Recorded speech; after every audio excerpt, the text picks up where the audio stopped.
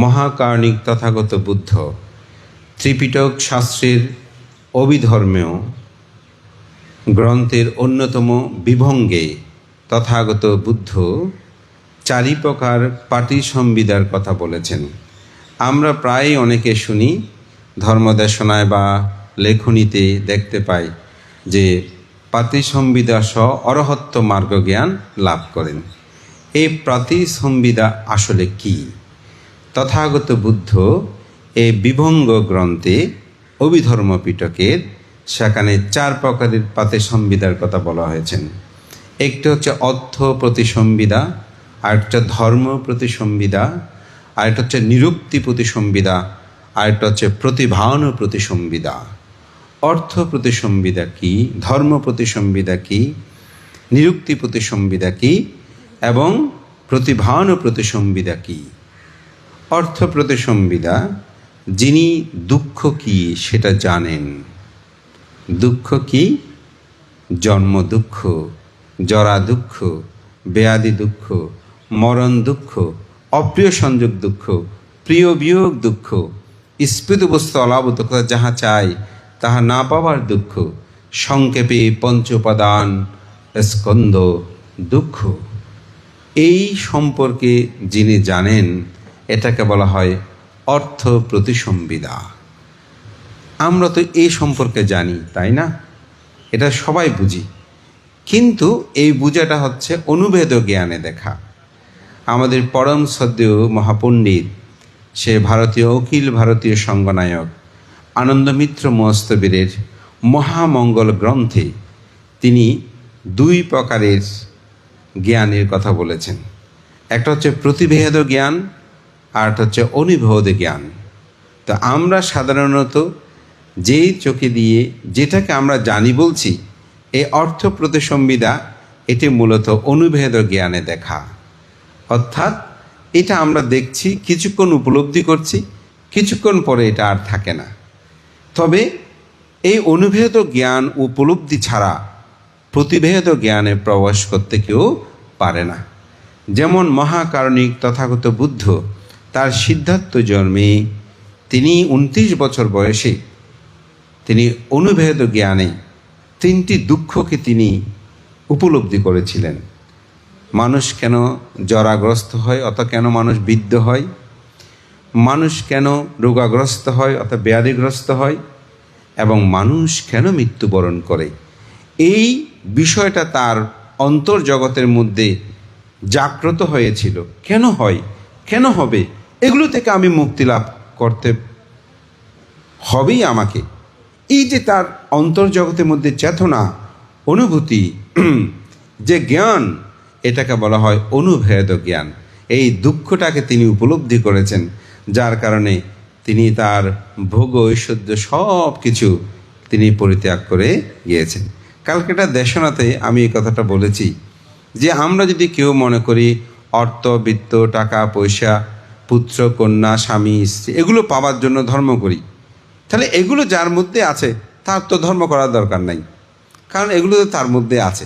এবং সেরকম দেখবেন কিছু মানুষের অর্থবিত্ত, টাকা পয়সা অডেল থাকলে তিনি আর বিহারে যায় না, ভিক্ষু সঙ্গ কি সেগুলো জানতে চায় না, এই অর্থেই নিজেকে নিমগ্ন রাখে। এরকম কিছু মানুষ আছে না? আসলে অর্থবিত্তের জন্য তো শুধু ধর্ম নয়, ধর্ম হচ্ছে আমি যে 8টি দুঃখের কথা বলেছি, যেটা বুদ্ধ বলেছেন, যেটাকে বলছে অর্থ প্রতিসংবিদা, এই দুঃখ থেকে মুক্তি হওয়ার জন্যই কিন্তু বুদ্ধের ধর্ম দর্শন। যার কারণে এই প্রতিসংবিদার মধ্যে অর্থ প্রতিসংবিদা, এটি যখন মানুষের অন্তর্জগতের মধ্যে প্রথমে অনুভেদ জ্ঞান উৎপন্ন হয়, তখন এটাকে বলা হয় অর্থ প্রতিসংবিদা। ধর্ম প্রতিসংবিদা কি? ধর্ম প্রতিসংবিদা হচ্ছে এই দুঃখের কারণ আছে কি? অবিদ্যা হইতে সংস্কার, সংস্কার হইতে বিজ্ঞান, বিজ্ঞান হইতে নামরূপ, নামরূপ হইতে সনাতন, সনাতন স্পর্শ, স্পর্শ থেকে বেদনা, বেদনা থেকে তৃষ্ণা, তৃষ্ণা হতে উপাদান, উপাদান হতে ভব, ভব হইতে জন্ম, জরা, ব্যাধি, মৃত্যু। এটাই হচ্ছে অর্থ প্রতিসংবিদা, ধর্ম প্রতিসংবিদা। অর্থাৎ এই কারণেই আমরা এই ভবচক্রের মধ্যে ঘুরছি। এটা সম্পর্কে অর্থাৎ দুঃখের কারণ সম্পর্কে যে জানা, এটাকে বলা হয় ধর্ম প্রতিসংবিদা। নিরুক্তি প্রতিসংবিদা, অবিদ্যা নিরোধ হলে সংস্কার নিরোধ হবে, সংস্কার নিরোধ হলে বিজ্ঞান নিরোধ হবে, বিজ্ঞান নিরোধ হলে সনাতন নিরোধ হবে, সনাতন নিরোধে স্পর্শ নিরোধ হবে, স্পর্শ নামরূপ নিরোধ হবে, নামরূপ দিয়ে সনাতন নিরোধ হবে, সনাতন নিরোধ হলে ভব নিরোধ হবে, ভব নিরোধ হলে স্পর্শ নিরোধ হবে, স্পর্শ নিরোধ উপাদান নিরোধ হবে, উপাদান নিরোধ হলে ভব নিরোধ হবে, ভব নিরোধ হলে জন্ম জরা ব্যাধি মৃত্যু নিরোধ হবে। এজন্য বলছে এটা নিরুক্তি প্রতিসংবিদা। এই সম্পর্কে যার মধ্যে জ্ঞানটা উৎপন্ন হবে। প্রতিসংবিদা, প্রতিসংবিদা, প্রতিপাদ প্রতিসংবিদা কি? সেটা বলছে এই দুঃখ নিরোধের উপায় আছে। কি উপায়? সম্যক দৃষ্টি, সম্যক সংকল্প, সম্যক বাক্য, সম্যক কর্মান্তর, সম্যক আজীব, সম্যক ব্যায়াম, সম্যক স্মৃতি, সম্যক সমাধি। এটাকে বলা হচ্ছে যে প্রতিসংবিদা মার্গ। অর্থাৎ এই পথ ধরেই মানুষ দুঃখ থেকে বিমুক্তি লাভ করতে পারে। তো তথাগত বুদ্ধ এই বিভঙ্গের মধ্যে এই 4 প্রকার প্রতিসংবিদার কথা বলা হয়েছে। এটিকে যখন মানুষ উপলব্ধি করে তখন তিনি বিমুক্তির পথে গমন করেন। এই কারণে আজকের যে পুণ্যকর্ম দানকর্ম, এটা শুধু আপনাদের পিতাকে, জ্ঞাতিকে, ভাইকে স্মরণ করে শুধু এই পুণ্য নিবেদন নয়, এটার সাথে সাথে যদি আপনি অর্থ প্রতিসংবিদা, ধর্ম প্রতিসংবিদা, নিরুক্তি প্রতিসংবিদা, প্রতিপাদ প্রতিসংবিদা, এই জ্ঞানগুলোকে নিজের অন্তর্জগতের মধ্যে ধারণ করতে পারেন, তখন আপনার এই দানটা যথার্থ হবে যে আমি দুঃখ থেকে চিরমুক্তি লাভ করার জন্য আমার এই দানময় কর্ম সম্পাদন করছি। এবং পৃথিবীতে আপনি বহু দান করতে পারেন। দান করে আপনি জন্মান্তরে ভোগ সম্পদশালী হবেন। আপনি শীল পালন করতে পারেন, শীলের দ্বারা সুখময় জীবনযাপন আপনি করতে পারেন। কিন্তু আপনি যদি আত্মশুদ্ধি না হয়, চিত্ত যদি বিশুদ্ধি না হয়, তাহলে বুদ্ধ এটা বলছেন একটি লাঠিকে উপরে নিক্ষেপ করলে সে লাঠির কোন অংশ আগে মাটিতে পড়বে যেমন কেউ বলতে পারে না। ঠিক অনুরূপভাবে একজন মানুষ যতক্ষণ পর্যন্ত এই 4 প্রতিসংবিদা তিনি অর্জন করতে পারেনি, কোন জ্ঞানে? প্রতিভেদ জ্ঞানে। এতক্ষণ বলেছে অনুভেদ জ্ঞান, প্রতিভেদ জ্ঞান। প্রতিভেদন জ্ঞান কি? যখন আপনি 4 স্মৃতিপ্রস্থানে নিমগ্ন হয়ে, আপনি গভীর ধ্যানে মগ্ন হয়ে, আপনি প্রজ্ঞাচক্ষু উৎপন্ন করে যখন দেখতে পারবেন এই দুঃখ আছে, দুঃখের কারণ আছে, দুঃখ নিরোধ আছে, দুঃখ নিরোধের উপায় আছে, এটা প্রকৃষ্ট রূপে দর্শন করবেন, তখন আপনি কখনো আপনার শীলভঙ্গ হবে না। এটি মধ্যমনিকের কুটিরানন্দ সূত্রে তথাগত বুদ্ধ এই কথাটা বলেছেন যে যিনি একবার মাত্র এই 4 প্রতিসংবিদা যথাযথভাবে দর্শন করবে তার পক্ষে পঞ্চশীল ভঙ্গ করা সম্ভব নয়। অর্থাৎ তিনি প্রাণী হত্যা, চুরি, ব্যভিচারী, মিথ্যা, ভেদ, কর্কশ, সম্প্রলাপ এবং সুরামদ নেশাদ্রব্য সেবন তার পক্ষে সম্ভব নয়। এটা আপনি ওনাকে যত কিছু করেন ওনার চিত্তে এগুলো উৎপন্ন হবে না, যদি একবার তিনি এই 4 প্রতিসংবিদা দর্শন করতে পারে। এজন্য অরহতকে বলতে গিয়ে আমরা বলি 4 প্রতিসংবিদা স অরহত, অর্থাৎ তিনি এই 4টিকে অনুভেদ প্রতিভেদ জ্ঞানে তিনি দর্শন করেছেন, তার দ্বারাই আর কোনো পাপকর্ম করা সম্ভব নয়। এইটিকে দর্শন করতে পৃথিবীতে তথাগত বুদ্ধ বলছেন শ্রেষ্ঠ দেখা। এজন্যই আমি যে গাথাটা উচ্চারণ করেছি, পাথব্যাকারাজ্যেনা সাগ্গাস্সা গামানি নেওয়া সাব্বা লোকাদি ফাসেনা শ্রোতাপত্তি ফলং বরং। বলছেন এই পৃথিবী যদি কেউ রাজত্ব করে, শাসন করে, পুণ্য বলে স্বর্গেও গমন করে, তবুও শ্রোতাপত্তি ফলসম হবে না কখন। আমাদের বুদ্ধিপাল শ্রমণ তার জীবনের শেষ সময়টাই তিনি প্রচার করেছেন যেন এটার সমন আর কোনো কিছু হবে না। তাই এই দানকর্ম পুণ্যকর্ম অবশ্যই প্রয়োজন, কিন্তু সাথে সাথে যেন ভাবনাময় জীবন হয়, নিজেকে আত্মদর্শন হয়। এবং এটা যখন যথাযথভাবে আপনি দর্শন করতে পারবেন, তখন আপনাকে আর দান করতে বলতে হবে না, আপনাকে শীল পালন করতে বলতে হবে না, আপনাকে ভাবনা পালন করতে বলতে হবে না। আপনি নিজেই সেই স্রোতে পড়ে আপনি প্রতিনিয়ত দানকর্ম, পুণ্যকর্ম, সৎকর্মগুলো আপনি সম্পাদন করবেন। এটাই যেন জীবন হয়।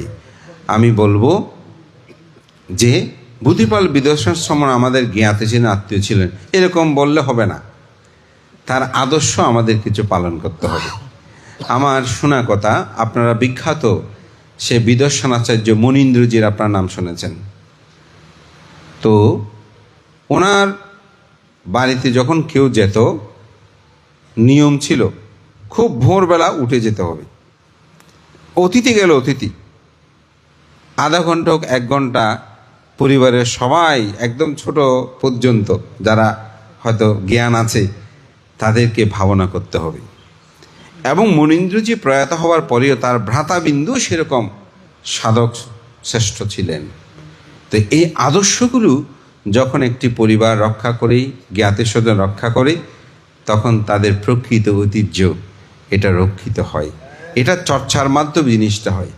আমি একবার চিন্তা করেছিলাম যে আমাদের সমাজে প্রচলিত আছে যে একটি জ্ঞাতি, এক পরিবারে যদি কোনো সন্তান বিজ্ঞ হয়, মাতৃপক্ষে 7 পুরুষ, পিতৃপক্ষে 7 পুরুষ উদ্ধার হয়। তা আমি চিন্তা করতাম যে এটা কেমন করে কথা। তো এটা কোথায় আছে না আমি এই বিষয়ে বলবো না, তবে আমি কিছু দর্শন খুঁজে পেয়েছি। সেটা হচ্ছে, যেহেতু আমি সাংগঠনিক দায়িত্বে আছি, অনেক সময় অনেক জায়গায় ভান্তে, আমিও তো, আমার ভাই একটা ভান্তে, তো এখন আমি যদি আমাদের বিহারে ভান্তেকে কিছু বলি, তো বলবে যে আপনার ভাই এ তো ভান্তে, এই জন্য বলতে আমি কিছু বলা থেকে বিরত থাকি। দেখেন, আর যেমন ভান্তে, আমি পুকুরে জাল মারি না এখন, কেন বলে যে ভান্তে, আমার ভাই একটা ভান্তে, আমাকে বলবো যে তোমার ভাই ভান্তে, তুমি পুকুরে জাল মারো। দেখেন, আরেকজন বলছে ভান্তে, আমি অশ্বশস্য তেমন বেশি ভালো লাগতো না, এখন ভালো লাগে, আগে লাগতো না। তো চিন্তা করতে, আমার ছেলে একটা ভিক্ষু, আমি যদি অশ্বশীল নিলে কেমন হয়। তখন থেকে বন্ধু আমি অশ্বশীল নিতে যেতাম, এই যেতে, কিন্তু এখন অষ্টশীল ভালো লাগে। আমি ধর্ম এমন বেশি ছিলাম। দেখেন একটা মানুষের পরিবর্তনটা কিভাবে হলো। আমি মনে করি এইভাবেই আপনি আচরণ করলে মাতৃপক্ষে 7 পুরুষ, পিতৃপক্ষে 7 পুরুষ উদ্ধার হবে। যে কিন্তু আমাদের ভ্রান্ত হয়ে গেছে, আমরা এদিক সেদিক ঘুরবো, কোনো কিছু করব না, সে অর্থেই আসলে পিতৃপক্ষে 7 পুরুষ মুক্তি লাভ করবে না। তারা যদি আচরণ করে, এটাকে উপলব্ধি করে, আমাদের পরম শ্রদ্ধেয় পণ্ডিত ধর্মদার বান্তের দীর্ঘ নিকায়ের, তিনি মধ্যম নিকের 2য় খণ্ডে যে অনুবাদ করেছেন, সেখানে ভূমিকায় তিনি একটি কথা বলেছেন অসাধারণ। যে তিনি বলছেন, যে পরিবারের মধ্যে ভিক্ষু আছে, গুণীজন আছে, যদি সেই পরিবার এরূপ আত্মপ্রসাদ করে যে আমার ভাই ভিক্ষু, আমার ভগ্নী ভিক্ষু, আমার ভিক্ষু, বলতে তাতে তাদের পুণ্য প্রবৃদ্ধি হয়, অর্থাৎ পুণ্যটা বেড়ে যায়। এই কারণে আমি মনে করি এটার আচরণ আমাদের দরকার। তো সেভাবেই যদি আদর্শ চিন্তা চেতনা হয়, এটা সঠিক হবে। তো আজকে খুব ভালো লেগেছে আমাদের সুমিমল বাবু, তিনি শুধু আমি মনে করি তার পারিবারিক জীবনকে তিনি গুছিয়েছেন তা নয়, সাথে সাথে তিনি শাসন সদ্ধর্মের কল্যাণে তার দানকর্ম সম্পাদন করেছেন, পুণ্যকর্ম সম্পাদন করেছেন। এগুলো আমি মনে করি সদ্ধর্মের হিতার্থে মানুষের দানকর্মগুলো সম্পাদন করা। তাই তার আদর্শ জীবন আজকে এখানে প্রস্ফুটিত হয়েছে। অনেক দিন পর আমাদের শিক্ষক সাধন বাবুর কণ্ঠ যখন শুনছিলাম, বিহারে আসে, খুব ভালো লাগছিল যে অনেক দিন পর আমাদের উপাসকের শব্দটা শুনছি। তিনি মাঝখানে অসুস্থ, পুণ্যদান করি, আমাদের সমাজ যারা নিবেদিত মানুষ তারা নিরোগ দীর্ঘে জীবন লাভ করুক। আমি মহান সঙ্গের প্রতি বন্দনা সদ্বর্গ নিবেদন করছি। আপনাদের জীবনের প্রতি সংবিদা জ্ঞান উৎপন্ন হোক, আপনারা প্রকৃত সত্যকে দর্শন করে শ্রোতাপত্যের স্থগিতগামী অনাগামী অরহত্ব মার্গ জ্ঞান লাভ করে আপনাদের জীবনকে সার্থক করুন, এই আশীর্বাদ পুণ্যদান করি। মহান সঙ্গের প্রতি বিনম্র চিত্তে সদ্বর্গ বন্দনা নিবেদন করে ব্রতবিন্দু এবং তাদের সন্তানগণ সকলের উত্তরোত্তর শ্রীবৃদ্ধি কামনা করে আমার নাতি দীর্ঘ ধর্ম দেশনার জন্ম জন্মান্তরে দানময় ভাবনময় পুণ্যরাশি দান করে আমার দেশনা এখানেই শেষ করছি। জগতের সকল প্রাণী সুখী হোক। সাধু সাধু সাধু। পরম সত্যবান কৃতজ্ঞ চিত্তে বন্দনা জ্ঞাপন করছি এতক্ষণ পর্যন্ত অত্যন্ত সরগর্ভ সদর্মদর্শনা প্রদান করার জন্য।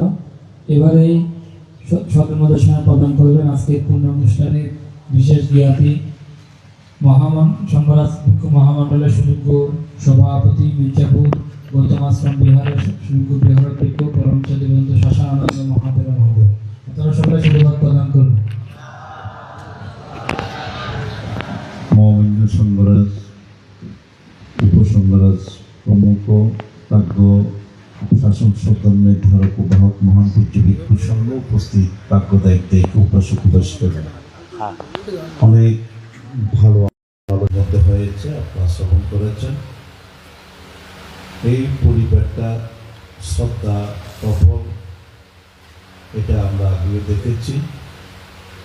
ওনার সুবিমল বাবু যতদিন জীবিত ছিলেন, প্রাতিষ্ঠানিকভাবে বিশেষ করে বিমলানন্দ বিহারে সব কাজে ওনার একটা সম্পৃক্ততা ছিল। এটা খুব কম মানুষের হয়, কারণ মানুষ ভোগ করতে অভ্যস্ত, ত্যাগ করতে অভ্যস্ত নয়। ত্যাগ করাটা খুব কঠিন কাজ। এই কঠিন কাজ এই পরিবারের পক্ষ থেকে সম্পাদন হয়েছে। আমাদের বিমল বাবু প্রয়াত ডক্টর সংঘরাজ জ্ঞানশ্রী ভান্তের যতদিন ওনার মরদেহ ছিল, কতবার যে বিনাদুলি গিয়ে পুজো দিতে গেছেন আমি দেখে অভিভূত, এই বয়সে এই রমজান থেকে গিয়ে। তো এই শ্রদ্ধা কারণে আজকে অনেক ভিক্ষুর সঙ্গে পরিবারে আসা।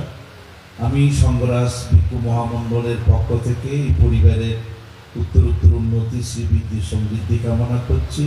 সুবিমল বাবুর পারলৌকিক সদ্গতি কামনা করে আমার পুণ্যদান এখানে শেষ করলাম। জগতের সকল প্রাণী সুখী হোক। বন্দনা জানছি পরম সত্যবান থেকে। এবারেই সদর্মদর্শনা প্রদান করবেন আজকের অনুষ্ঠানের প্রধান জ্ঞাতি, এই পরিবারের পরম জ্ঞাতি পরম সত্যবন্ত বিজয়রক্ষিত মহাদেব মহোদয়।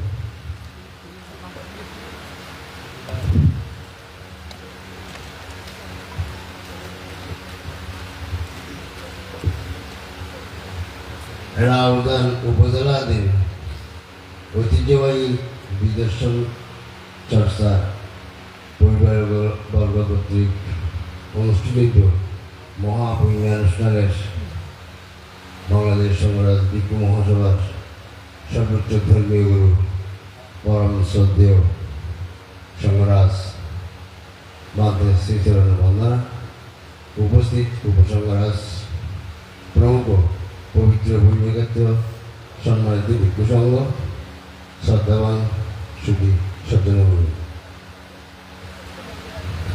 হাতে টানা করে জ্ঞাতে যেন কথা কম বলে মন্ত্রী প্রার্থনা দিতে যাবে। এক বছর বহু বছর কথা ভয় দিয়ে হওয়া না, এক বছর পদে তিনজন বিদ্যুৎ, আর বহু বছর পদে তিনজনের বাইরে, চারজনেরই বহু বছর। ইয়ার তো আদর্শ বলি না, পঞ্চম প্রার্থনা বললি থেকে আনলিয়া পালন কেন করতো। পড়া যদি শুদ্ধ নয়, লেখা তো অশুদ্ধই। যা দেখতে ভালো বলব, বানান গ্রহণ করবেন, খারাপ বাদ দিবেন। मानव शिकासा संपत्ति देवालोक ऐसा रहती ऐसा निगान संपत्ति सब अमृत न लभते बांधते मनुष्य बदले बुद्धि प्रज्ञप्ति शतापत्ति फल सुखीदेगामी फल अनागामी फल अरत्त फल प्रतिष्ठित की बोलले मनुष्य सम्पद সবার উপরে মানুষ সত্য, তাহার উপরে নাই মানুষ কিনে দ্বারা নরবাজার বেলায় না, মানুষের জীবনত নরগঠন প্রয়োজন নাই।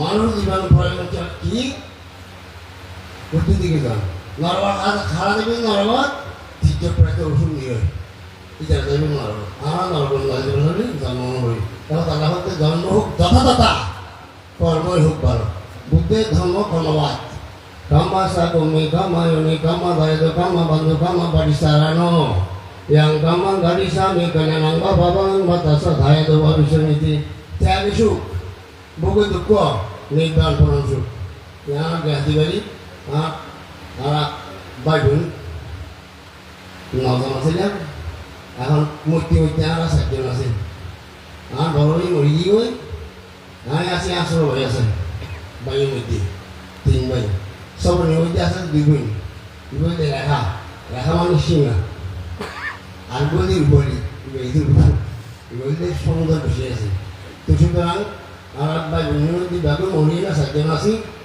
আর কেন মেধান বুঝছেন এই বিবাহটা আমাদের সমাধান না বাস্তবিকভাবে চিন্তা করে দিয়ে একটা অতীতের সংস্কার আছে বাংলা আরও মানে আমার রাজবংশ সন্তান বাড়ি ঘরে রাঙ্গুনিয়া থানা রাজানগর দেওয়ান বাজার রাজ ভান্ডারি বাড়ি ওই পরিবারের সন্তান সুতরাং আমার জীবনের সমস্ত পুণ্য রাশি 12 বছর বয়সে সময় হই এখন আর 75 বছর চলে এই সময়ের মধ্যে দান শিলে গণনা করছি সমস্ত নিরাশি উপনিষদ তথা পরগত জ্ঞান করে দান করি আপনার দিক করি আলো দুর্গম পথে দিতে হবে আলো সত্য লক্ষ্যে যেতে হবে অসত্যের বিঘ্ন করে দিন জীবনের বিনা যন্ত্রে বেসরে আনতে হবে শুধু শান্ত হে মুক্ত হে এ অনন্ত পুণ্য করুন আগম ধরণী ধর করা কলঙ্ক শূন্য 26 সপ্তাহ ছুটি ভবন্ত যাবতীয় সকলে সুখী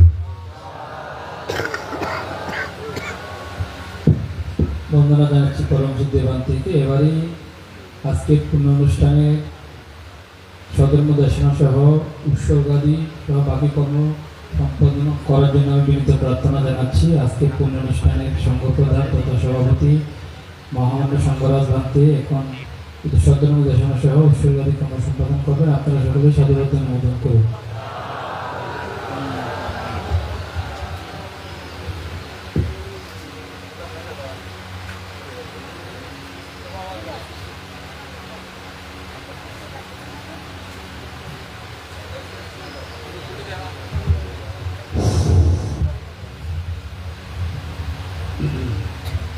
এখন সময় চলে যাচ্ছে আর কিছু বলার সময় বাকি নেই তারপরেও বলার ইচ্ছা থাকলেও বলতে পারছি না যারা আজকের এই অনুষ্ঠান সজ্জিত করেছেন ছেলেরা খুব সুন্দর রহমানের মধ্যে বিশেষত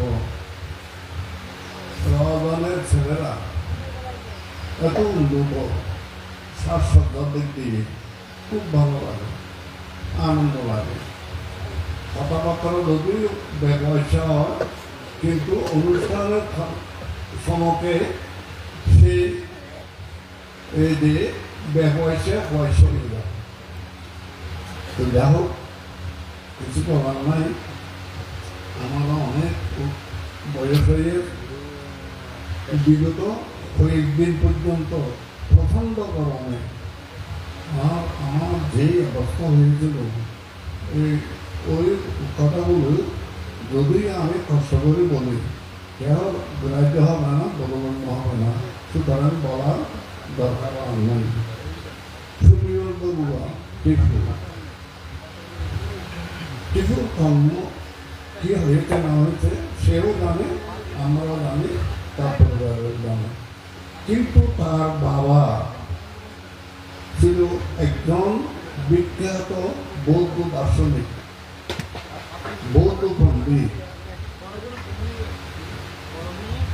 সুতরাং এই পণ্ডিতের সান্নিধ্যে তারা যায় নাই তারা পণ্ডিত ওজন দিতে পারে না এবং তার সাথে আরেকজন পণ্ডিত বুদ্ধিবল অর্থাৎ নরেন্দ্র তারা চাষা পাইল তারা দুজনেই নাকি এই রদনের মধ্যে যদি গিরি সমাজের মধ্যে যদি পাণ্ডিত্য পণ্ডিত থাকে তার মধ্যে রবীন্দ্র সাধু, মনোরঞ্জন সাধু, যে কবিরাজ আর নরেন্দ্র কবিরাজ এত টুকর তারা অভিনন্দন যে অভিনন্দন কথা রাষ্ট্রে নবদী যেভাবে আমার ঘর অভিনন্দন কথা খুঁজি অভাব অসম্ভব লোকগীতের বক্তব্য লোকগীতের বেশি বস্তু একটার পর একটা অনর্ঘলভাবে তার বক্তব্য খুব সুন্দর, খুব চমৎকার। অধ্যাপক বেশি বলতে চায় না। বর্তমান আমাদের সমাজের মধ্যে অনেক শিক্ষিত আছে ছেলে মেয়ে, কিন্তু শিক্ষা থাকলে দিব, শিক্ষা ডিগ্রি থাকলে দিব, শিক্ষিত না পাণ্ডিত্য তাহলে দিব, পণ্ডিতের ভিতরে গুণগুণ বেশি নাই। এইগুলো আমাদের সমস্যা।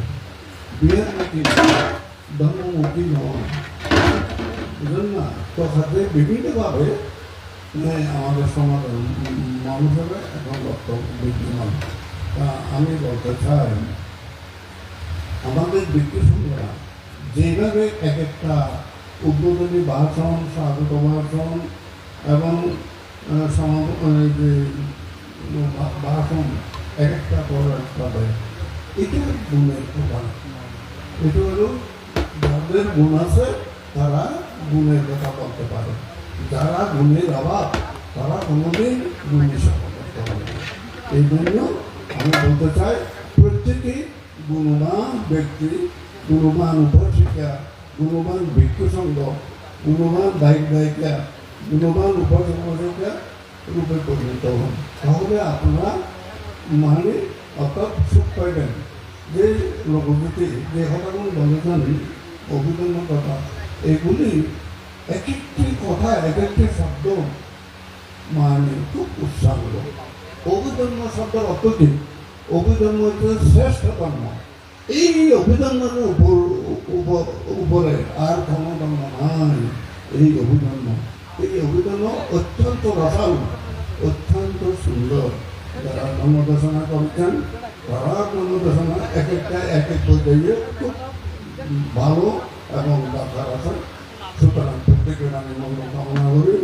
কিন্তু একসময় খুব উন্নত মানব মানে ছেলে ছিল, সে সভা সমিতি ঢাকা আবৃত্তি করতেন, তো বিহারে ঘটেছিল কানবা অন্য। সুতরাং সেই টিপু এখন বুড়ো হয়ে ছেলে মেয়ে বা হয়ে বিরোধী করে সেই নাকি চলে গেল। তাহলে আছে কি থাকবে কর্ম। যে কর্ম আপনি সম্পাদন করেছেন সেই কর্ম আপনাকে শান্তি দেবে, সুখ দেবে। সুতরাং সকলে পুণ্যকর্ম করুন, পুণ্যে মানুষকে শান্তি দিয়ে সুখ দিন।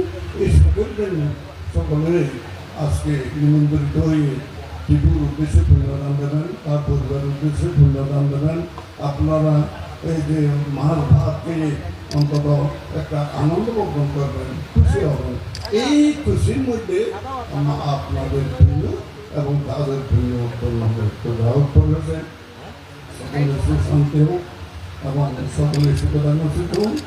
যারা বক্তব্য দিয়েছেন ধর্মদর্শনা করবেন, খুব চমৎকার ধর্মদর্শনা হয়েছে।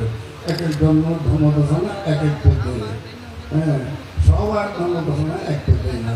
তাদের এক এক জন ধর্মদর্শনা এক এক পদ্ধতি অত্যন্ত সুন্দর, অত্যন্ত চমৎকার, অত্যন্ত রসালযুক্ত। হ্যাঁ, সবচেয়ে রসালযুক্ত হলো যে লোকগীত। রসালযুক্ত লোকগীতের ধর্মদর্শনা এত চমৎকার, এত গুরুত্বপূর্ণ, এত মাহাত্ম বলার কথা লাগে না।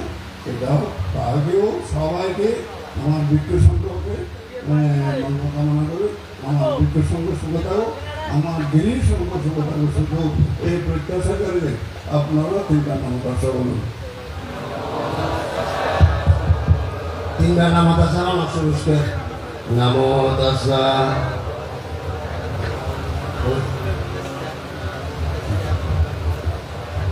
mayang bhante sangsara kandara dukpato musalantaya nibbana satingataya ammakam arogata nyati samuhasa uddishya punyaludana dema bhante dengan bidang saparikara saha ataparikara manutaran punyagatan dikusangasa dana dema udema dudiyampi patiyampi bhante dengan bidang saparikara saha ataparikara manutaran punyagatan dikusangasa dana dema udema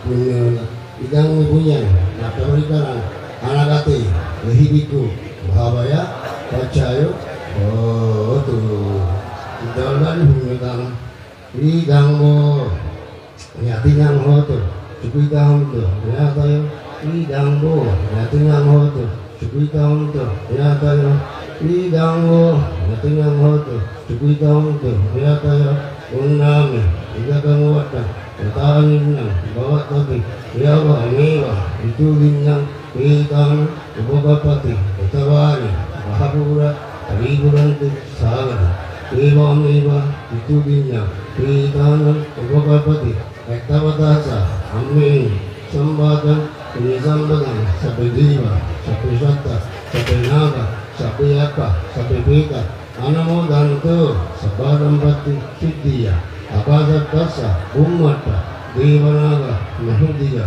Punyantang Anumoditya Silang Rakhantu Utu Sadhanam Silang Rakhantu Dhamma Desanam Silang Rakhantu Dinamangvanam Inena Priyagamena Manivana Samagam Sadang Sama Gamohotu Vyavanigbana Patiya Idam Mibunyang Asavakaya Vahangotu Idam Medanam Sapadukha Vinyasatu Idam Misilan Idam Medanam Idam Mibunyang Asavakaya Vahangotu Vidyanasa Pacaya Hotu